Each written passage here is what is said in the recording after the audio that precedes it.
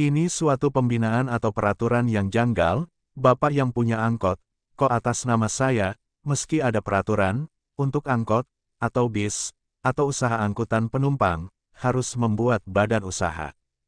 Hanya saja, untuk ketentuan badan usaha, semestinya diklarifikasi, jangan kepada angkot, tetapi kepada PO bis, seperti Putra Rafflesia, atau PO Marlin. Demikian disampaikan pengacara muda, Ahmad Tarmizi Gumai SHMH, akrab disapa Targum, kepada wartawan dan produser eksekutif Bintang TV, Khairuddin MDK, saat diminta tanggapan tentang keresahan pemilik angkot, atau angkutan kota, yang kepemilikannya dibalik nama menjadi milik koperasi, baik di BPKB maupun STNK, dalam wawancara eksklusif, di ruang kerjanya, Minggu, 4 Februari 2024, di Bengkulu. Angkot itu milik perorangan. Karena perorangan, masa ada badan usaha, hanya dengan satu angkot, tidak mungkin, minimal 5 angkot. Karena milik pribadi, angkot miliknya, hanya untuk mencari makan dan minum, bukan seperti perusahaan angkutan, bukan seperti PO. Bisa saja, beberapa pemilik angkot, sebelumnya berkebun, dapat uang, lalu beli angkot, karena mau hidup di pasar. Seyogyanya, dalam menentukan peraturan, seorang pemimpin harus menjadi solusi. Untuk itu, saya mencalonkan diri. Nanti kita bereskan, karena di dapil saya. Banyak yang harus diselesaikan, salah satunya masalah angkot, kata Tarmizi Gumai, yang diketahui maju sebagai caleg DPRD Provinsi Bengkulu, dari Partai Demokrat, nomor urut 8, Dapil Kota Bengkulu.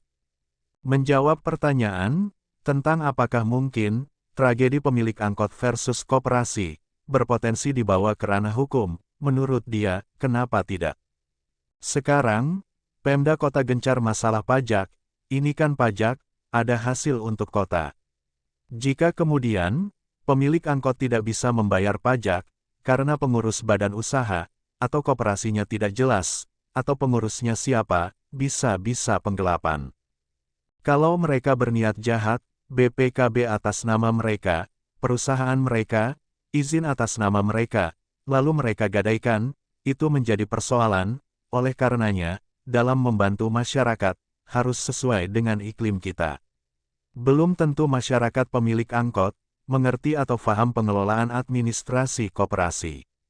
Koperasi itu harus ada pengurus, ada anggota, ada rapat pengurus, ada rapat anggota tahunan atau RAT, keuntungannya bagaimana. Untuk itu, kami minta kepada pengusaha atau sopir-sopir angkot, bersabar, doakan saya dalam perjalanan ini ada hasilnya, nanti kita carikan solusi terbaik, agar saya ada manfaatnya bagi masyarakat, khususnya Kota Bengkulu, terkhusus para pemilik angkot. Seperti diketahui, setidaknya sekitar 400 orang lebih, pemilik mobil angkot warna kuning, merah, hijau, biru dan putih, di Kota Bengkulu, mengaku menjadi korban kebijakan tidak jelas dasar hukumnya, yang berakibat kehilangan hak atas angkot miliknya. Hanya karena alasan untuk membayar pajak, harus memiliki badan hukum, angkot yang kami beli dengan uang pribadi. Sekali lagi, dengan uang pribadi, baik cash atau kontan, maupun kredit atau angsuran, wajib dibalik nama menjadi milik koperasi, ungkap para pemilik angkot, kepada wartawan dan produser eksekutif Bintang TV, Khairuddin MDK, yang secara eksklusif melakukan investigasi, Jumat dan Sabtu, 2 dan 3 Februari, 2024. Ironinya, menurut para pemilik angkot, biaya balik nama mobil menjadi milik koperasi, dibebankan kepada mereka selaku pemilik mobil, dengan besaran mencapai 1 juta rupiah lebih.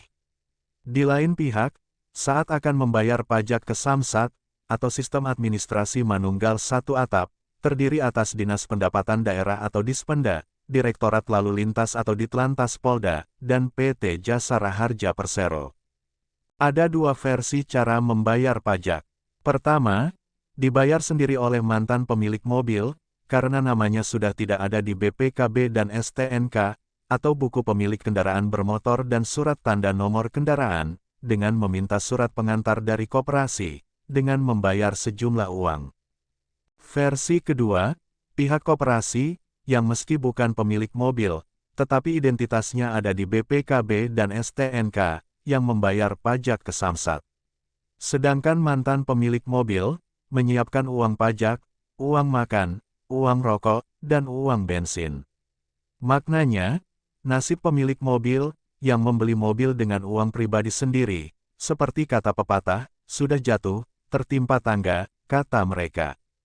Tragisnya, kurun waktu belakangan, terjadi masalah baru sangat krusial, yang merugikan pemilik mobil, khususnya tragedi keberadaan koperasi, yang statusnya tidak jelas, berakibat menghambat untuk membayar pajak, sehingga saat ini tidak sedikit mobil yang menunggak pajak, alias mati pajak. Contoh, saat saya membayar pajak, meski sudah membawa surat pengantar koperasi, oleh Samsat ditolak, dengan alasan koperasinya sudah ilegal. Petunjuk Samsat, disarankan masuk koperasi lain yang legal. Artinya, mobil harus dibalik nama ke koperasi baru, dan harus mengeluarkan sejumlah uang. Oleh karenanya, sampai sekarang mobil ini mati pajak, terserahlah. Peraturan seperti apa ini sebenarnya? Kalau ditangkap polisi, saya jelaskan apa adanya, kenapa mobil saya mati pajak, ujar sopir angkot warna kuning, yang juga pemilik mobil, berusia sekitar 60 tahun lebih, dengan nada suara pasrah. Dari Studio 1 Bintang TV Bengkulu, Anugrah Halilintar dan Bintang Arjuna Putra, serta juru kamera Marco Melandri melaporkan.